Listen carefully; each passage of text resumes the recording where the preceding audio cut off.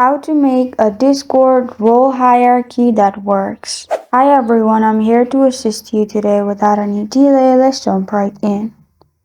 First, open Discord and log into your account. Then, on the left side, click on the server you want to make role hierarchy in. After you've done that, click on the server's name at the top.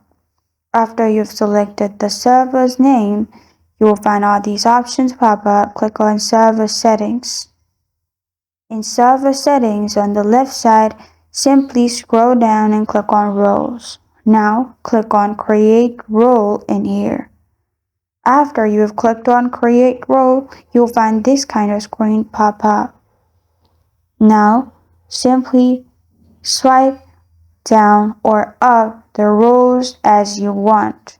And what you need to keep in mind is, in my case, the mod is at the top. So mod can change settings of verified, me, members, new role, and everyone. But verified will also be able to change settings of me, members, new roles, everyone, but not mod. So make sure you give roles and different rules for all the rows. In this way, you can swipe up and down as you want as well. After you've done that, press on Save Changes. And this is how to make a Discord role hierarchy that works.